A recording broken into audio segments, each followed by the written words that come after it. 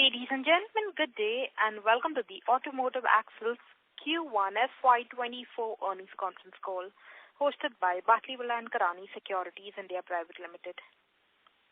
As a reminder, all participant lines will be in the listen-only mode and there will be no opportunity for you to ask questions after the presentation concludes. Should you need assistance during the conference call, please signal an operator by pressing star then 0 on your touchtone phone. Please note that this conference is being recorded. I now hand the conference over to Mr. Sailesh Raja from Batlivala & Karani Securities India Private Limited. Thank you and over to you, sir. Yeah, thanks, Lizan. Good afternoon and thanks to everyone who have logged into Automotive Axles 1Q FY24 earnings conference call. Today we have senior management team. We'll be hearing from Mr. Muthukumar N, India leader, Cummins Meritor, Mr. Nagaraja, President and Whole-time Director, Automotive Axles, and Mr. Ranganathan S, CFO, Automotive Axles. I would now like to turn the call to Mr. Muthukumar for the opening remarks, followed by Q&A session. Sir, you may begin now. Thank you, Sailesh. Good morning, ladies and gentlemen. Thanks for taking your time to join your company's investor call, and we really appreciate your time. And we have, like what Sailesh said, we have Mr. Nagaraj and Ranganathan are with us. We are going to take you through the presentations about the company, the product, the ESG initiative, how financially we have performed, and how the market is. I think this is one of the questions that we used to come, so we are just putting up how the commercial vehicle market is and how we have performed, followed by the focus of the company. With that introduction, ladies and gentlemen, thank you once again for joining. I will hand it over to Mr. Nagaraj to talk about our location, product, and ESG initiative. Over to you, Nagaraj. Okay. Thanks, Muthu. Good afternoon, ladies and gentlemen. My name is Nagaraj Gargeshwari. I'm President and Executive Director on Automotive Axles. So just for those people who are not familiar with Automotive Axles, just an introduction here. The Automotive Axles established in 1981, so we have 40 plus years of existence here. We have been growing. We have 4 locations, 2 in Mysore, and then 1 in Pantnagar and 1 in Jamshedpur, and 2,600 plus employees. We are the largest or the number 1 axle manufacturer for commercial vehicle in India, and also the number 2 when it comes to brakes. And as you can see, we have products that range from 7-ton GVW of vehicles all the way up to 55-ton tractor trailers. All major OEMs are our customers. Ashok Leyland is our largest customers. We also supply to Mahindra, UD, Tata, Caterpillar, and also SML. Next slide, please. This is our financial information. As you're aware, revenue was 5,084 million, EBITDA was 611, and PBT was 505. And again, we are catering to the diverse market. We not only cater to the on-highway, but also the mining segment. We also the off-highway and bus and coach segment. I'll ask Ranga to run through our financial performance slide. Ranga, over to you. Thank you, Muthu. Thank you, Nagaraj. As far as the Q1 2023-24 is concerned, our revenues are at 534 crores and EBITDA at 609 and PBT at 509. If you really see the compared to the last year, our revenue has grown by 7% and our EBITDA has grown by 16% and PBT grown by 22%. If you really see our EBITDA last year, the same quarter is 10.5%. EBITDA for the current quarter is about 11.4%. And last year, we had the PBT at 8.3%. Current year is about 9.5%. So though the revenue has grown only about 7%, we have improved our EBITDA year on year as part of the strategic initiatives, and also a larger extent, thanks to the commodity reductions in the last 2 quarters. So this is the financial performance for the Q1. And Muthu, can you take it over the economic outlook and market outlook? Hello? Nagaraj, did you touch on the ESG initiatives and the awards that we got? Those are the 2 slides. No. Okay, because there is a slide before the financial. Okay, I will talk about the market and we'll come back onto that. Ladies and gentlemen, I think last time there was many discussions about how the commercial vehicle is going to be.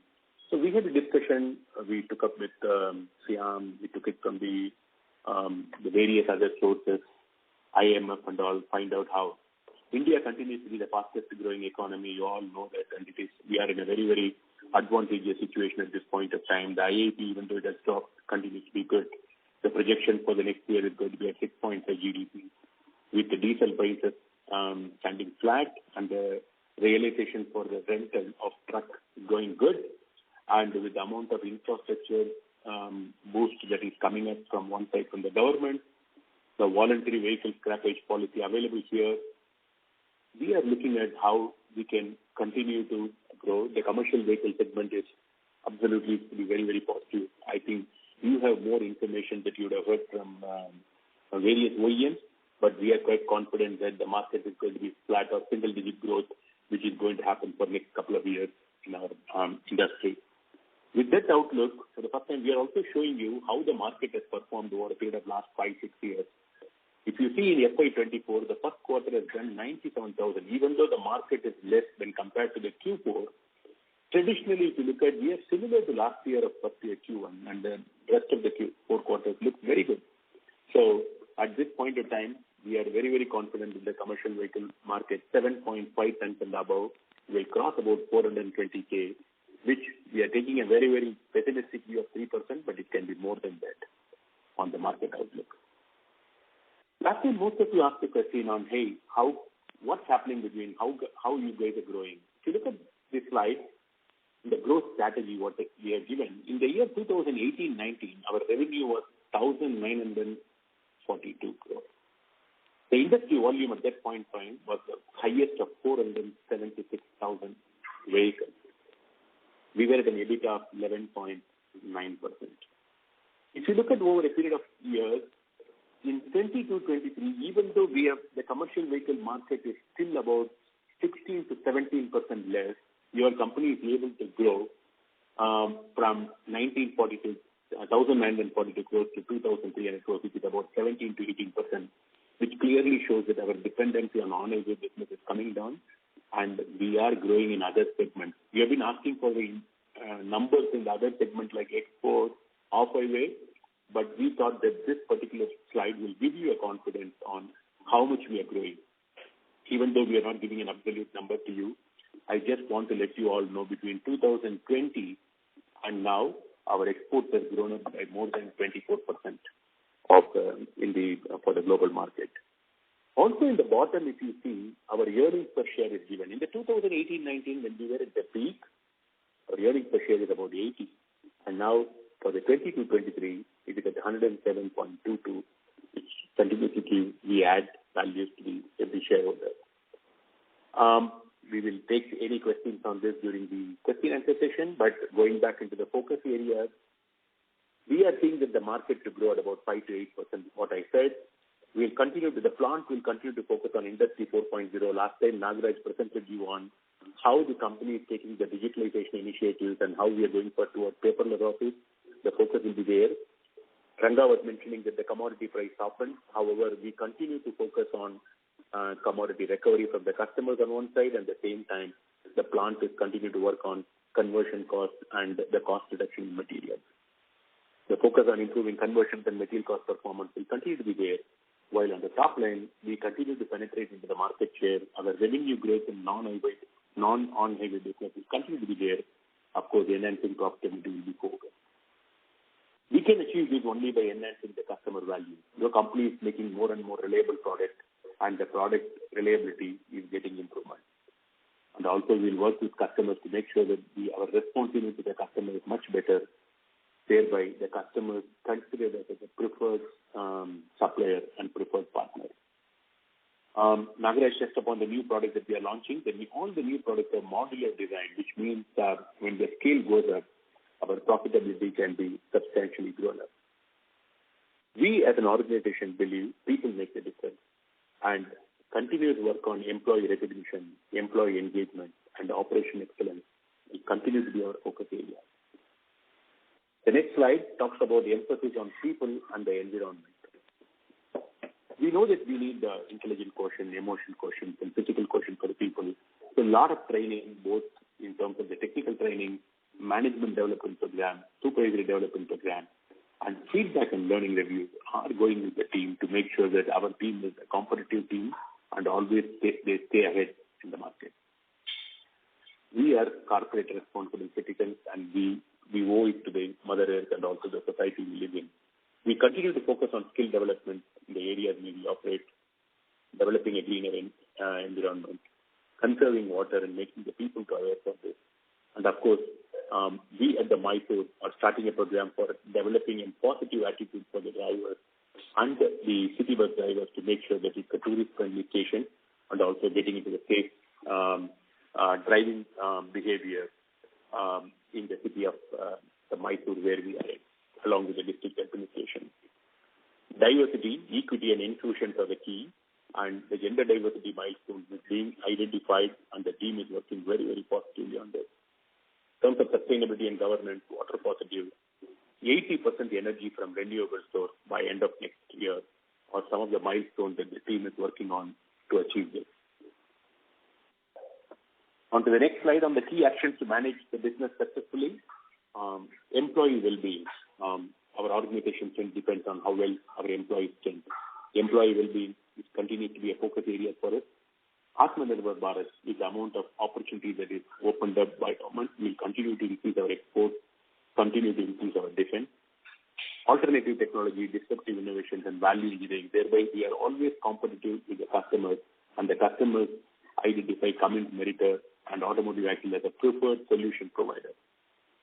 Compliance and ethical code of conduct are very, very key, and we continue to make sure that every part of our operation process, people, we follow this.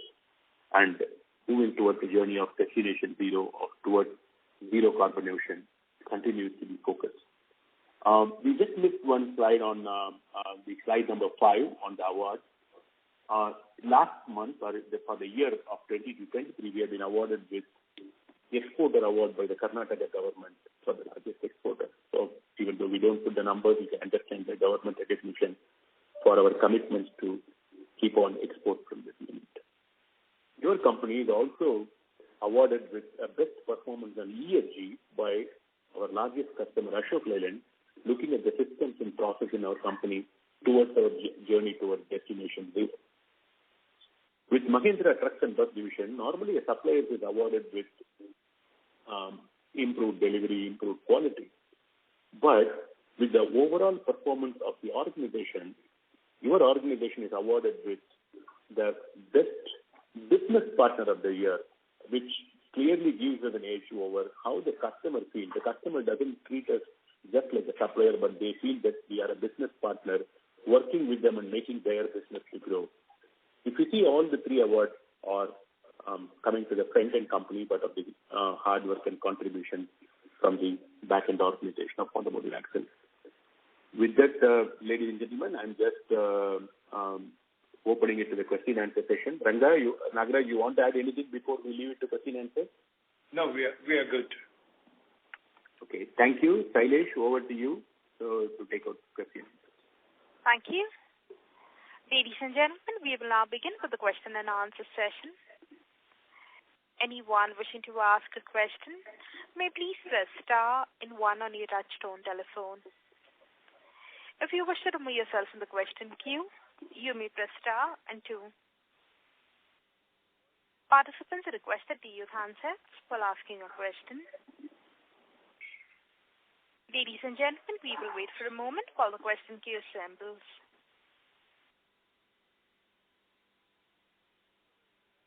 The first question is on the line of Aditya Velekar, Axis Securities. Please go ahead. Yeah, so thanks for this opportunity, sir. So just wanted to understand, means now we are saying that the MHCV market growth rate will moderate to 3% from a strong growth of 37% in FY23.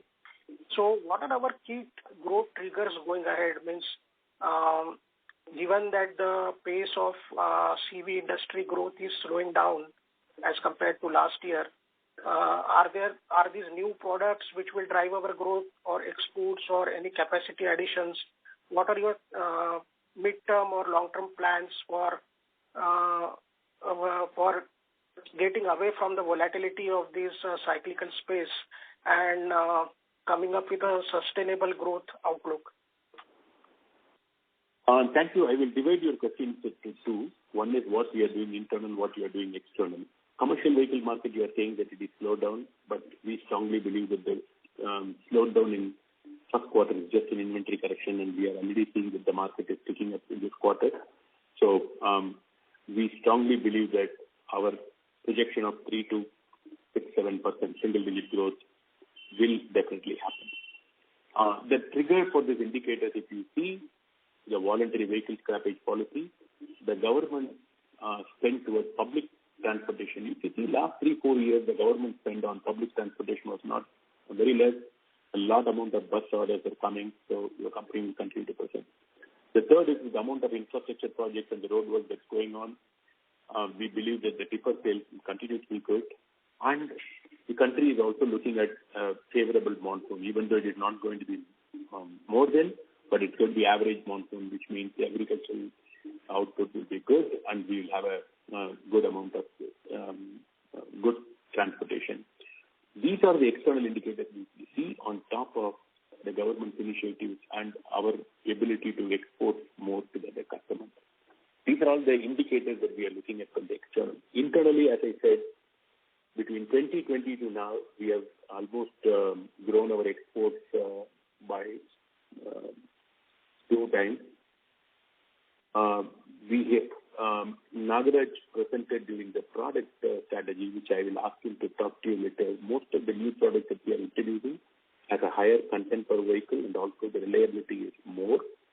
We are penetrating more shares in both axles and brakes. So we believe that will make us to grow in on-engine segment. The growth in aftermarket, the growth in export, and the growth in off-highway and defense will definitely help us to mitigate a reasonable amount of the cyclicality what is available in the commercial vehicle market.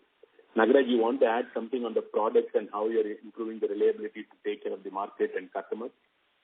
Yeah, just a couple of comments on the new products what we have introduced in last 12 to 18 months. We did talk during the the last face-to-face meeting. We have come out with an axle, which is the largest axle that's being used in India. We call it a MS-185 with a 500 millimeter ring gear, which has essentially replaced the uncertain tractor application. Instead of 2 tandem axles, the one single axle is able to do that. So we are seeing a good response from the customer, and also this reliability is much higher. So the two other products, what we call is 59 and 165 axles, mainly one used for linehaul, another one for tipper applications. We are the only axle manufacturer, giving a axle housing casing with a 16 mm housing, again, has a very good response from the customer. Not only we have not been able to develop these products ahead of time, but at the same time, we have been able to also ramp up when the customer needed it. So I believe the new products, what we have introduced, and we also have a couple of other products which are in the pipeline. We have got updated or next size tandem axle for heavy tipper applications. They are already been developed and final field testing is going on. So in next 12 to 24 months, we are expecting to introduce at least another 3-4 products, which are very, very unique for India market. Understood. Yeah. Thanks for that elaborate answer. So then my next question is on coming to the financials. So in the non-operating income in this quarter, we have seen a substantial jump both on year-on-year and sequential basis. So is there anything one-off in that which we have to consider, or that will be a run rate which we can see in future quarters? No. As far as other incomes are concerned, yes, I really see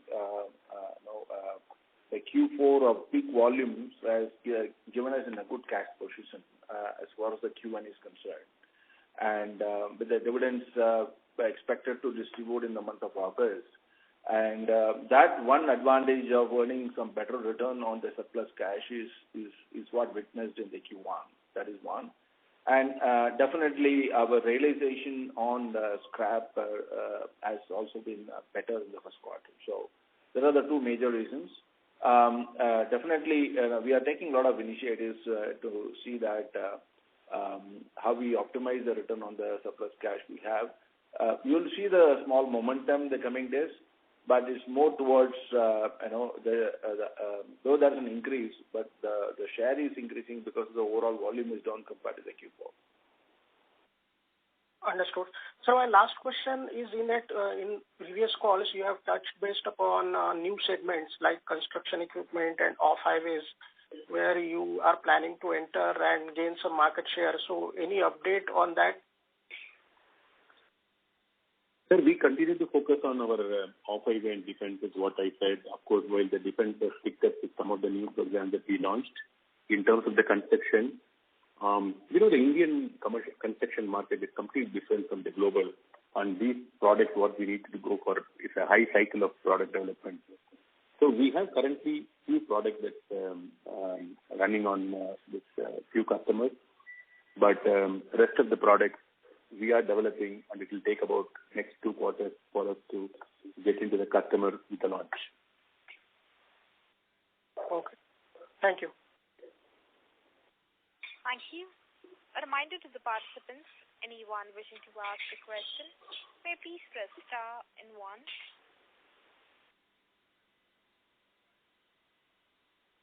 The next question is from the line of Amar Maurya from AlfAccurate. Please go ahead. Hello, sir. Congratulations for a great set of numbers.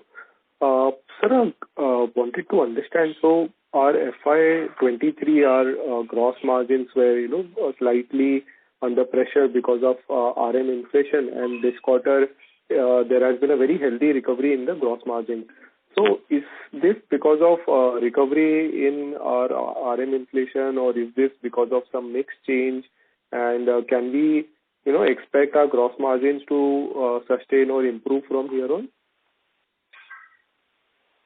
No, I'll take this call. See, as far as the Q1 is concerned, as Muthu was mentioning at the beginning, that the on-highway business is little softened in the first quarter.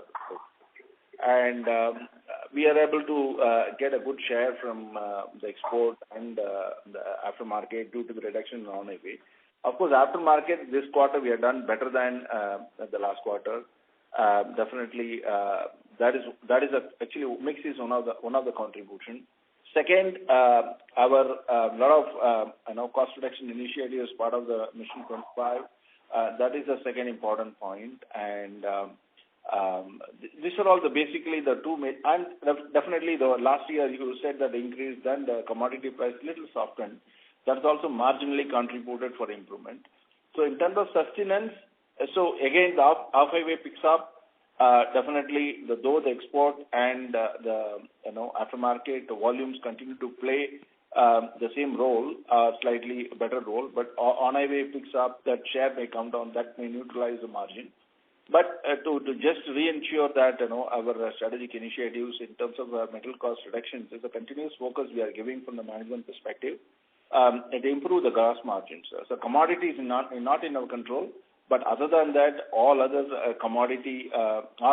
strategic initiatives in terms of getting a better pricing from the customer, as well as getting and also working on the commodity material cost optimization is continuous focus is there. There's a dedicated team working on it. We will try to make our best effort in terms of improving the gross margins in the coming days. But definitely the first two elements I mentioned is about the mix. It was quite favorable as on-highway softened in the first quarters. Is one of the main contributors, but definitely our material cost reduction as part of Mission 25 contributed a bit more in the Q1, which will continue the rest of the quarters. Got it, sir. Sir, given that, the underlying MHCV OEM's profitability has also improved dramatically in last 2-3 quarters, and, we are also investing behind operating leverage. We are investing for automation initiatives. So, do you see our EBITDA margins improving to 12% or more levels, or do you think there is, because of the lower industry growth, there could be some headwinds to this? So, as far as, if you really watch us last few years, the market, the 5 to 8% is our minimum growth, what we are anticipating in the market. Okay, we have to wait and watch out the next 3 quarters, MHCV, how it's going to grow. We are also a little optimism in looking at the market more than the 5 to 8% what indicated in the presentation. We are we are quite positive about that. But we have to wait and watch. But minimum 5 to 8% we are anticipating. Point number 1. Point number 2, as the volume is good, as of today, the order board, what we are seeing is we are seeing a good Q2 and Q3. We have to wait and see that how it's going to be actually materialized. So the volume definitely increase. You definitely have the leverage benefit will in your system.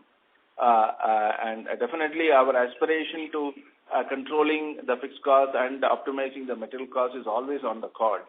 So definitely the margins has good potential to improve as long as the volume increases the next 2 quarters. That's great, sir. Great to hear. And sir, lastly, on the new product initiative, so this year, can we expect any increasing contribution from off-highway, LCV, and also the suspension segment? So we were evaluating investing for the sub-6 ton segment. So whether the contribution of revenue from these segments should be increasing from here on? So would you take the call? Yes, sir. Sir, in terms of suspension, we already said that it is a very, very cost-conscious segment, and we are fighting against the OEMs of internal manufacturing. So with more and more tonnage going in, we don't see it from the segment, but looking at from the other segments like off-highway, as I said, we are making some new products which is going to substantially come up. Maybe in next 2 to 3 quarters, we will be coming out with this product. As I said, exports we are growing up. Between 2020 is the base. Definitely from next time, we will try to find out the mechanism to see that how we have grown in every segment, keeping some base. I think Ranga is working on that model, because every time when you're asking and we are not able to answer segment-wise, we feel it's not good, so we will definitely provide you some information. But your companies continue to work on the cyclical issues of on-highway and try to see how we can grow. Though I'm not able to give a very clear specific on off-highway business, but one thing that I wanted to tell you to caution, the off-highway entering into the segment is extremely challenging because of the initial barrier that we have. But once we get in, because our priorities will be focusing on off-highway, defense, aftermarket, and exports, all the 4 to make sure that how we deal with the current cyclicality of on-highway business. Okay. Got it, sir. Great to hear, and wish you all the best. Thank you. Thank you. A reminder to the participants, anyone wishing to ask a question, may please press star and 1.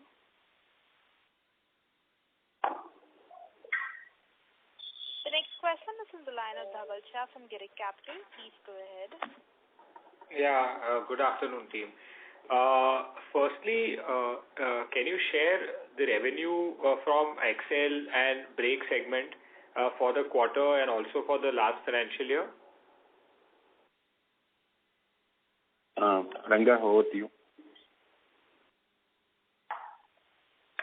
At this moment of time, we are the axle is generally takes a major portion of the revenue. So we'll definitely come back to your question, taking some feedbacks about to share or not. So at this moment of time, we can be rest assured the axles takes the major share of the business, and brakes will be the half the size of it. So. Okay, and so on the brake side, what sort of market share are we eyeing over some like medium to long-term periods, maybe 3 to 5 year? What is the market share we are eyeing? Axles, we already have a very large market share in India. Muthu? Yes, Ranga, thank you. Sir, while we, like what you said, we have a high share in axle. As an independent axle manufacturer, I want to correct because there are a lot of companies which are making by themselves. In the brakes, we continue to expand.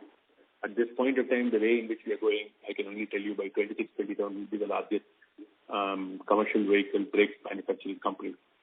I can tell you between 2020 to now, we have expanded 33% of our market share in the brakes in commercial vehicle segment and moving to become the number one player. And that's the information that I'll be able to share at this point of time. Ranga, you want to add anything, or Nagaraj? No, it's good. So definitely our aspiration, and I think our marketing team working closely with the customers, with the products, as well as our penetration with the customers. We are not number one today, but as Muthu said, we have progressed a lot. Next about 2 to 3 years, we have an ambition to be a number one brakes player as good as the axles as of today. Wonderful. So second question is on what new products or integration benefits we can derive from the Cummins platform. Like 2-3 quarters back, we were in the planning stage. Any clarity there? I just wanted to let you all know we have completed 1 year of acquisition on 3rd of August yesterday. Yesterday we had a celebration. Very, very clear long-term strategy was being drawn out. While we will not be able to introduce a new product like what you're asking because Cummins is on engines, emission systems and axles is a different entity at this point of time. But we are working a lot of areas where we can synergize with them and going to the customers together. We have a very, very strategic advantage in India, as we have told you earlier, there are some commercial vehicle manufacturers where we are present, where Cummins can leverage it, and there are a lot of customers where Cummins present where we can leverage, including the off-road business. So we continue to work with the India leadership team. We continue to work with the global Cummins leadership team to see that how we can leverage. We have very clear aspirations of our Mission 28. I think Mission 25 we have communicated to you about the focus areas. The same way we already finalized our Mission 28 on where we need to be in Mission 28, where we'll be completely leveraging the acquisition of Cummins on Meritor. So we will soon come back to you there with the overall plan of where we are going to migrate. But rest assured that this is a great combination between them and also our acquiring Siemens Motors, who is going to really help the organization to take it forward, not only in India market but also in the global market. Yeah. So while we get newer customer profile, will we be able to participate in any of the EV programs which Cummins is running at the parent level? Absolutely, sir. Cummins is coming with hydrogen ICE engine. They have a lot of verticals which coming in, which in one. But we are trying to go into every customer. The customer has a different vehicle configuration at this point of time, like a remote-mounted motor, like an E-axle, and many things. And with E-axle, there are a lot of modifications that need to be done in the axle to make it successful even for the remote-mounted motor. Currently, we are supplying to many customers. Almost, I would say that 50% of the EV vehicle manufacturers on the OEM, we are supplying axles to them for the remote-mounted motor configuration. Okay, got it. But it's a very, very small market at this point of time, particularly in commercial vehicle market. But we don't want to leave anything left at this point of time. So we will continue to work with most of the companies and try to see that how we can leverage this relationship further. Got it. And the last question will be, we have consistently maintained our EBITDA margin. Now, with inclusion of newer products and newer, we're expanding our target market as well. Can our company march towards 14-15% EBITDA margin, say over a 5-year period? Is it there in the in the vision statement, or are we thinking on that line? Is it possible? Sir, if you are asking if possible, I would definitely say it is not impossible. It is definitely possible. Okay, but we are in a very, very competitive environment where we try to expand our margin, but also to penetrate into this newer legacy axle manufacturers or the newer people that are coming in. Our board direction is very, very clear to expand the margin. If you are asking that is a part of the vision statement, yes. We need more margin to make sure that we have enough money to plow back into the systems on the development and all. So your company is targeting to move to that. Whether you're asking 14 to 15%, we normally don't share, but we will try to see that how in our Mission 28, when we communicate to you, we will do that. But at this point of time, it is on the target and we are moving towards that. Interesting. Okay, great, sir. Good luck to the team. Thank you. Thank you. The next question is from the line of Amit Hiranandani from SMIFS Limited. Please go ahead. Thanks, team, for the opportunity, and congratulations for a reasonably decent set of numbers. Sir, first on the bookkeeping side, if you can give some capex outlook for FY24 and FY25, please. Ranga, you can give the areas where we are investing and continue to keep focusing.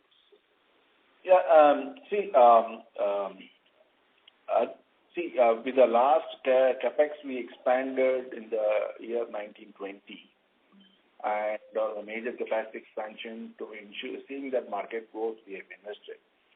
To that level, the investment as of today, we are not anticipating. However, as you can see that the automation, especially driving the industry 4.0 is a continuous focus. ESG is one of the key pillars of the strategic focus. So we are definitely driving our capex to improve the hurdles or automation in the operations line and improving the kind of capacities within the our manufacturing line, and so overall enhancing the efficiency and effectivity of the operations we are going to invest in. So definitely, if you really see the 2022-23, what the investments you're looking at, more or less the same level will be there in 24 and 25 too at this moment of time. Definitely, there will be a marginal increase will be coming up to see that what type of the export business or the domestic business we are getting it. To meet the new product, definitely there will be the increased capex will always be there. So at this moment of time, the plan-wise, we don't have a substantial investment plan like in 19 and 20, but definitely this year and next year we'll have a reasonable investment mainly on automating the product, improving the quality, as well as in the operating lines, improving the capacity and the output of the respective lines. So that's basically that. So just wanted to give an update. 24 and 25 may not be as good as 19-20. Sir, what would be your present capacity utilization, and how much peak revenue is possible from the current capacity? The current capacity, on an average, if we look at 22-23, we have utilized around 70 to 75%. So sometimes in a month we would have touched about 80-85 also. But more or less around 70 to 75 is what we are seeing it today. But we have still capacity close to about 20%. The market goes even up to the 18-19 level. We have enough capacity to meet the expectation of the customer. Okay. Sir, next on the demand side, so the CV industry outlook from your side looks to be on the conservative side for FY24. And just wanted to know your, realistic picture for the coming 2 years and the on-ground situation at present, please. We are little conservative because you are saying when we are aggressive, people say that, hey, you are aggressive, election is coming next year, why are you so aggressive? And when we are little conservative, we are saying that, to be more honest with you, on the first quarter numbers, what is coming in, we believe that this year will be definitely good unless there were something major changes. As I said, the indicators are the diesel price being flat, the realization of rentals for the people, a good agricultural, which means good amount of goods movement between interstate, and on top of this, amount of construction activity that is going to be done and good amount of progress. These are the things that we see very, very positive indicators of commercial vehicles. You know, there are the two major OEMs in India. Somebody is talking about 8%, somebody is talking about 16%, not only for the year, at least, but our major customer is predicting about 6% CAGR between now to 2028. You would have heard in their investor call. So we wanted to be aligned with this, but we believe that the market for next 2 years is going to be very, very positive and robust. Okay. So lastly, on the margin side, we in the presentation we have given the target is 80% you'll get from the renewable sources.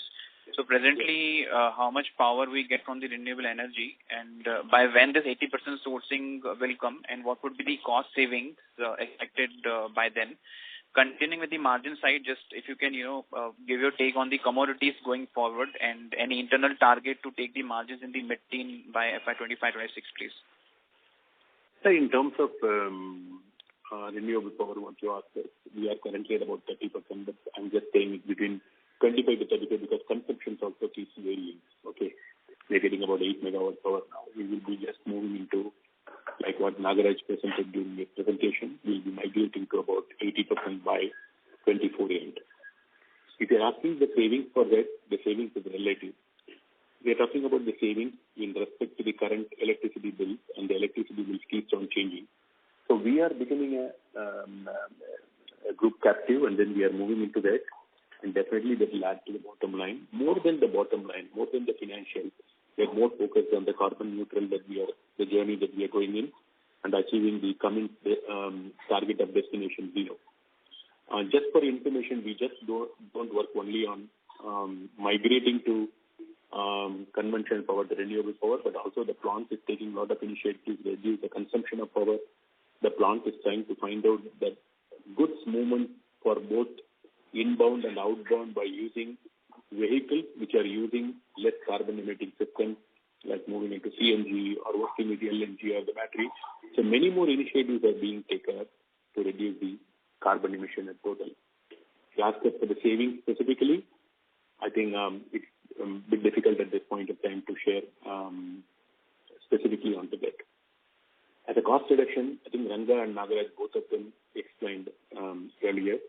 We continue to stay focused on making sure that every time the commodity changes happen, how good we'll be able to save in terms of improving the yield and working. And somebody asked us earlier whether we are targeting toward 14-15%, and it is on the board direction.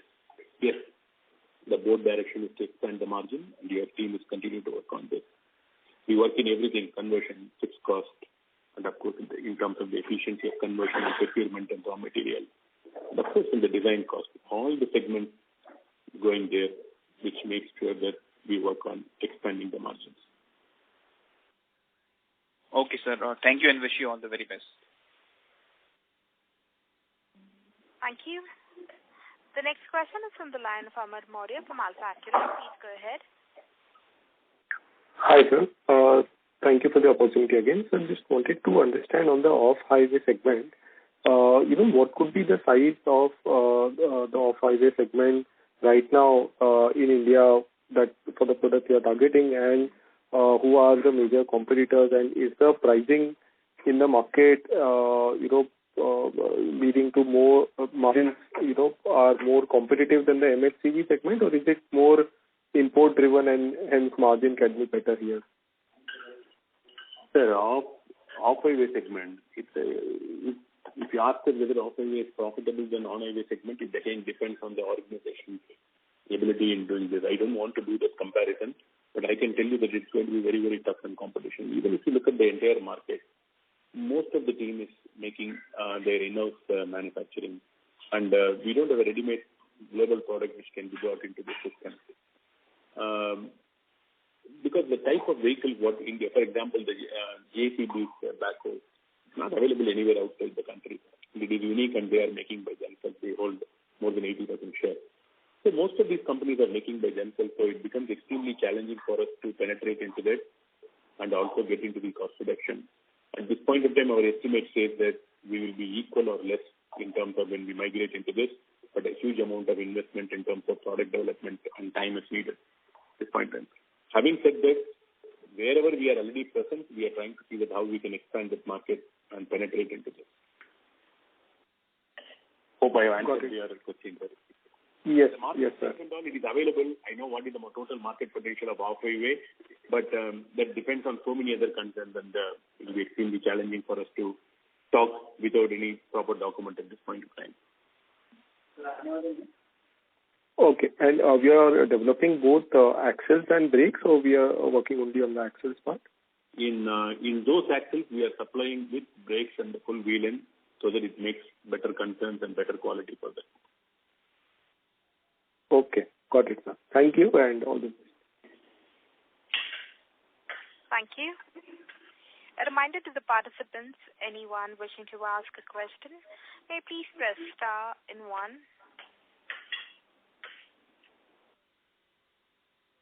The next question is from the line of Dhaval Shah from Girik Capital. Please go ahead. Hi. Thank you for the repeat opportunity. So my question was regarding, again, the margins. So in our past conversation, I understand that, in 2016, 17, 18, we had adopted automation, IoT, and we were quite early in adopting that. So have we, what sort of benefits have we seen of that on the margins? Or the benefit has been negated with the increase in cost, other cost items? Sir, I will leave Ranga to tell, but I think thanks for taking the lead from 2016-17, and you are tracking our information. You could have very well seen that how our the cost of conversion and cost of fixed cost has come up because of these type of automation that we have done in the plant. Okay, while it is not completely negative, but there are a lot of new products. See, the customers before in 2020, the market warranty for those products is, Nagaraj, is it 18 months and 150,000 kilometers, right? Yeah. But today, all the products that we have making has to be a reliability of about 300,000 kilometers and 3,000 hours. So lot amount of product engineering, product inputs is also going into this. So it is not negated, but also you should understand between 2016 to now, that you are looking at only percentage. The commodity prices have gone up substantially between 2016 and now. And every time when it goes up, we get recovery back to back only on the material. The rest of the cost seems to be high. So there is a huge base impact between 2016 and now. I don't want to tell exact number, but it will be around 2%. Ranga can validate my number. And that is the effort that we have done to bring it back. So it is not definitely negated by this. It's only the percentages you are seeing this different. I think, Ranga, over to you because you will be the right person to explain the arithmetic. No, absolutely right. Whatever what Muthu said, Industry 4.0, yes, but we adopted in a couple of lines. And really, like Muthu said, is more towards the product reliability and ensure that the increased customer expectations are we meeting it or not. So though there is a residual cost reduction is there, mainly we wanted to have a product quality and reliability was the main objective of the automation project. Okay. Point number 2 is basically, we really say that's a benefit. Yes, definitely that's a benefit. That's part of the Mission 25 which is coming in. But compared to the 2 base periods, commodity increase is very substantial. Only the last year we had seen little softening on the commodity prices.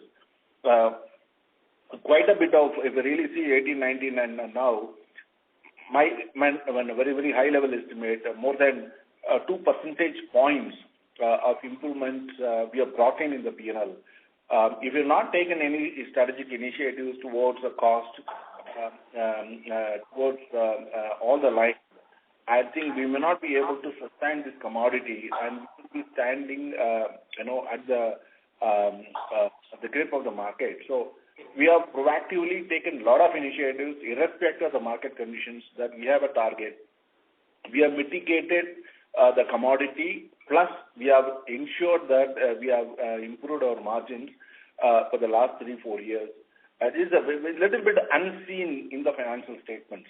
We all judge with the percentage. I completely respect that, and that's how that is a target for us to work on. The point I'm saying that the unseen picture is about the commodity impact to the P&L and how we are taking steps internally in all respects to mitigate and show the improvement in the market. So definitely, and you guys have mitigated the RM impact quite nicely. The margins have been very stable.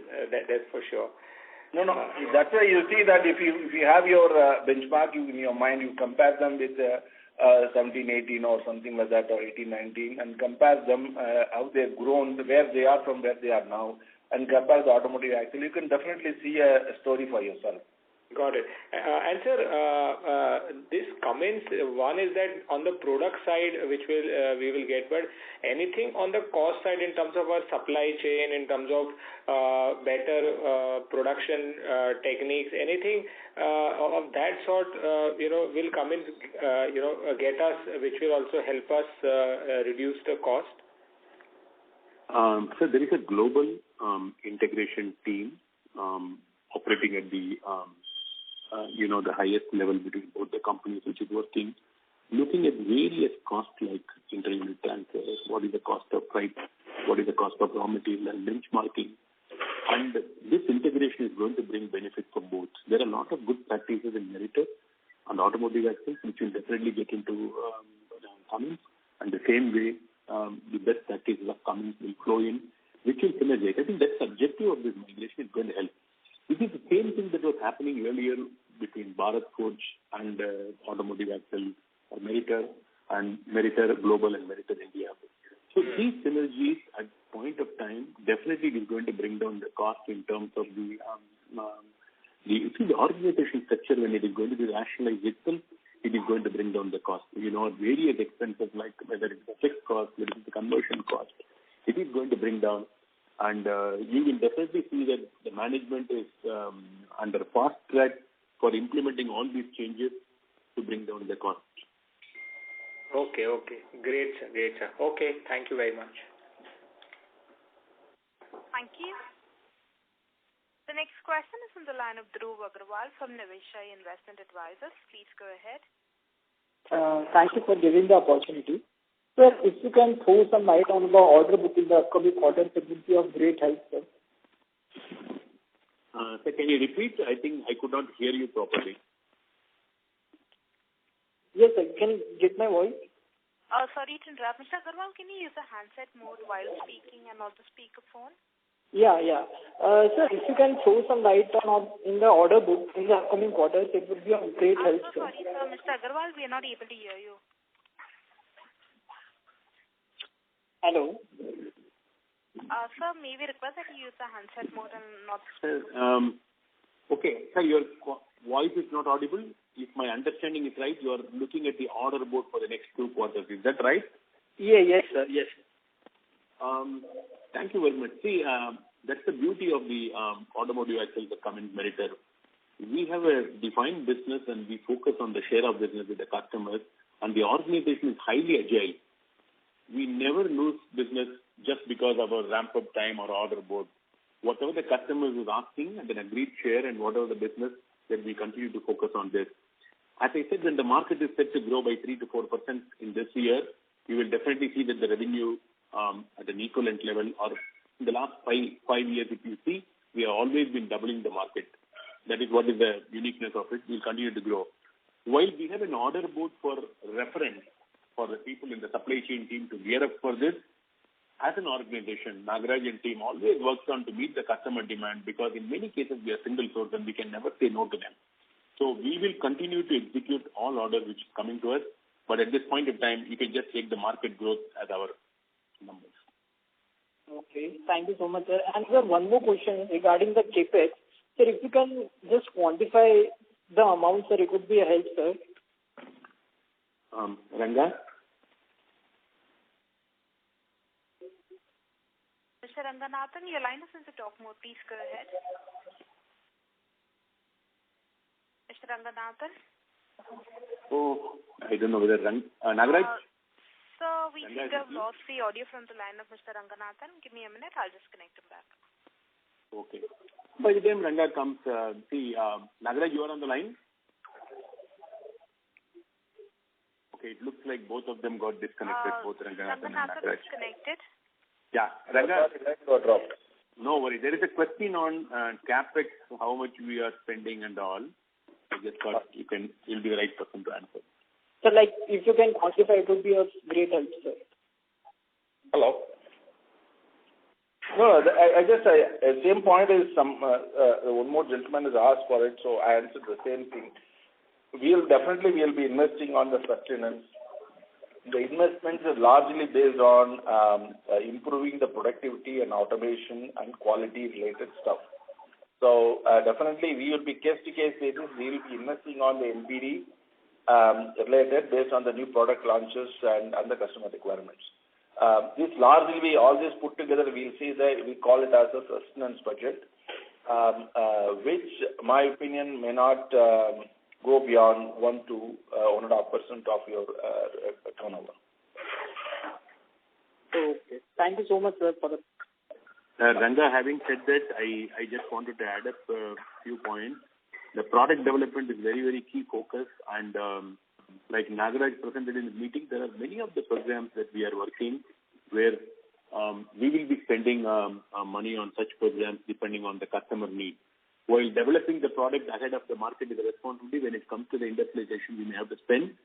So what Mr. Ranganathan says is basically on the rest of the capex for the capacity or automations and all, the product capex is separately different. Okay. Thank you for this. Right, Ranga? Yes, absolutely, Muthu. That's what I said. The sustenance capex is largely to 1 to 1.5%, and only sustenance capex, sir. I just wanted you all to note it down. We definitely, this is 42-year-old organization, and we are definitely upgrading our manufacturing process and systematically in such a way that it's not adding burden both in terms of the cash as well as in terms of the other quality and other fronts. So we are definitely doing it gradually. We are taking each step carefully so that we manage the margins as well as manage the customer expectations. I think, ladies and gentlemen, I'm sure that what Ranga says is very, very positive, because we as an organization, like we are a 42-year-old organization, we try to balance between the capex and also the returns that comes out from it, which is very well clearly seen from the depreciation level. You all asked the question in 2019, you are putting so much of money, what's going to happen? I said, yes, we will get the business. And some of you even expressed the concern about, hey, so much of money you are spending when the market industry, if it falls, what will happen? And you can review our depreciation levels at this point of time to see that how good we are able to utilize the assets and that too judiciously and competitively. Right, sir. Thank you so much, sir. Thank you. Shailesh. Thank you. A reminder to the participants, anyone wishing to ask a question, may please press star and 1. The next question is from the line of Radha. Please go ahead. Hi, sir. Thank you for the opportunity and congratulations to the team for good results. So 2 questions from my side. First, you spoke about the MS-185 product. So on this, our new trucks are having MS-185 over the tandem axles, and what are the features it is offering? And what is the cost difference of MS-185 versus the axles that it is replacing? How can we, how much can we replace the old tandem axles in the next 2 to 3 years? And does Tata have such product? And can we try replacing their tandem axles with our new MS-185 product? Wow, that's a nice question. Nagaraj, over to you. Yeah. Thanks for the question. As we mentioned, this is a unique product with a 500 mm ring gear, applicated for a 55-ton tractor, which earlier was, using either 6x4 tractor. Now it has become 6x2. I'm sure that our competitors are also probably looking at, developing a similar thing. But we are the first one to get into the market. And also this particular product has been time tested. This product has been in use in US in a slightly different avatar for last couple of decades. So we understand how this product works and how we need to optimize it for India application. Coming to the, how many of the in the market, how it is going to change, we are seeing at least one customer is completely using it. We were also looking at another customer and asking for that. We have already supplied the field testing samples. With respect to timings, what happens in next 2-3 years, probably Muthu can give you that kind of a forecast. Thank you, Nagaraj. I think that was a very, very nice question to ask us. You asked us in the next 2 to 3 years how many of the tandems you can replace. I will answer for this. While we offer the solution for the OEM, there are also few fleet operators who have requested for the change in their vehicle to utilize this product, which is being sold out as an aftermarket product. I'll stop with this. And getting back into the OE, like Nagaraj said, we started launching to one of the customers where the vehicle sales is really good, and with Ashok Leyland we are launching. There are two things that's happening in India. One is the tractor trailer as a segment is growing in India in compared to this. We believe in the next 5 to 10 years the tractor trailer will go high and we'll get high horsepower engines and these axles will come. And this product, what we are launching, is like forward thinking.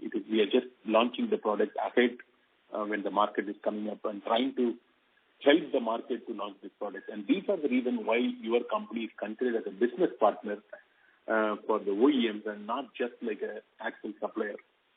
Coming back into the volume, whatever the growth that is going to happen in the tractor trailer segment, I strongly believe that this product will be there. Whether we'll be able to present in 100% of the cases or whether we'll be able to get into Tata, we are working with everybody to make it. But it is extremely challenging when somebody has the ability to make these axles. And these are all the ideas, and people will definitely pick them. We will continue to focus on this, and this is going to be a substantial volume in terms of the tractor trailer segment. I can't say the exact number, but the industry is looking at growing in around 20% of the tractor trailer segment year on year. Thank you. Ladies and gentlemen, that is the last question. I now hand the conference over to Mr. Sailesh Raja for his closing comments. Yeah, thank you all for attending this session. We especially thank the Mentor Automotive Axles team for their time. Muthu sir, would you like to make any closing comments? Yeah, thank you, Sailesh. Thank you, ladies and gentlemen, for the confidence that you have in the organization and your support. Your support and the feedback that you give in the investor calls and during the face-to-face meeting gives us a lot of encouragement, and also it adds our responsibility to meet up to and live up to your expectation. Your company will continue to do everything to make sure that we meet up your expectation. Just want to let you know that we are graduating, we are migrating with Cummins taking over us. We are migrating. You can see that from just a supplier for supplying axles to us, we are migrating ourselves like a business partner. We migrate ourselves into an ESG area which customer feels it. So your organization will continue to put the best of the effort by bringing the best practices from Kalyani Group, from Cummins Meritor, and making sure that we make this organization from good to great. Thank you very much. Thanks for your patient listening. Thanks Nagaraj and Ranga for joining and explaining to the team very well. Thanks Sailesh and the team for organizing this and supporting it. Thank you very much. Yeah, thank you, sir. Thank you. Thanks, everyone. Thank you. Thanks, everyone. Bye. Thank you, ladies and gentlemen. On behalf of Batliwala and Karani Securities India Private Limited, that concludes this conference call. We thank you for joining us, and you may now disconnect your lines. Thank you.